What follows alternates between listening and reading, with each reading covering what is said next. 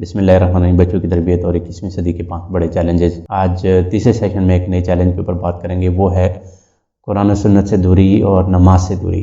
हमारे घरों के इन्वायरमेंट में अगर आप देखते हैं तो हमारे यहाँ कुरान पाक का मताला रेगुलर नहीं है। कुरान पाक कहीं कहीं अगर पढ़ा जाता है तो सीरत तो सरे से कहीं पढ़ी नहीं जाती। अगर आप सर्वे करें कितने परसेंट हैं जो कुरान रेगुलर पढ़ते हैं तो शायद ये 2-3% से ज़्यादा ना निकले, और उनमें से भी जो समझ के पढ़ने वाले हैं उनकी तादाद तो बिल्कुल ना होने के बराबर है।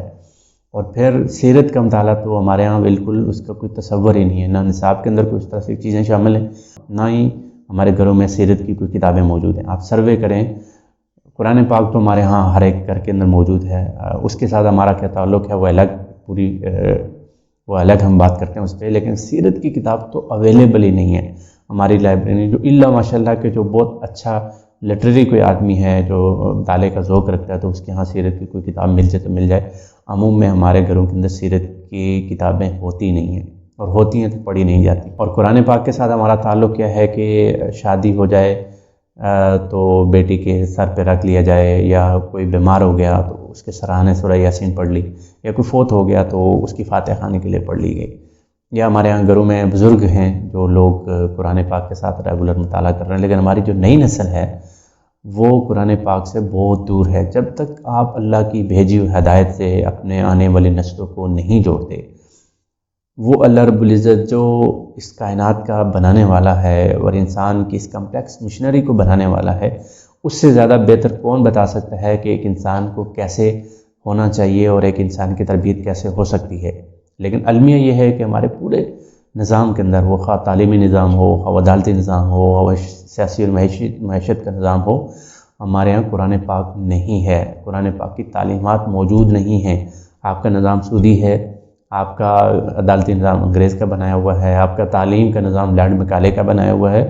कुरान से हम रहनुमाई नहीं ले पा रहे, जिसकी वजह से हमारी आने वाली नस्लें तरबियत से महरूम हैं, किरदार से महरूम हैं। फिर जो हमारे घरों में आज से अगर 25-30 साल पहले आप देखते हैं तो नमाज का एक बड़ा ख़ास एहतमाम किया जाता था, और नमाज के लिए करके सारे मर्द मस्जिद जाते थे और ख़वातीन घरों में नमाज़ पढ़ती थी। वो ट्रेंड ख़त्म होता जा रहा है, और बिलखुसूस फजर की नमाज में तो शहरों के अंदर 1% भी पॉपुलेशन शायद नहीं जाग पाती, और बड़ी तादाद में लोग सोए रहते हैं। आप आबादी को देखें और मसाजिद के अंदर जो फजर के वक्त तादाद देखें तो आप हैरान परेशान हो जाएंगे कि इतनी बड़ी आबादी के अंदर से ये चंद नफूस ही नमाज के लिए आ पाते हैं। नमाज बेहयाई और बुरे कामों से रोकती है। जब आप नमाज से बच्चों को नहीं जोड़ेंगे तो आपके बच्चे इन कामों से नहीं रुक पाएंगे। तो बहुत इंपॉर्टेंट यह है कि आप अपने बच्चों को नमाज से जोड़ें और कुरान पाक से जोड़ें। और इस जोड़ने का सबसे आसान तरीका ये है कि आप ख़ुद नमाज और कुरान और हदीस का मताला और सीरत का मताला शुरू कर दें। आपके बच्चों में ये आदत डेवलप होती चली जाएगी। बच्चा वो नहीं करता जो आप उसे कहते हैं, बच्चा वो करता है जो आपको करते हुए देखता है। तो जब तक आप अपने बच्चों को कुरान और नमाज के साथ और सीरत और हदीस के साथ नहीं जोड़ेंगे, तब तक बच्चों के अंदर वो कामिल तरबियत नहीं हो सकती जो हम चाहते हैं। तो ये हमारा तीसरा बड़ा चैलेंज था।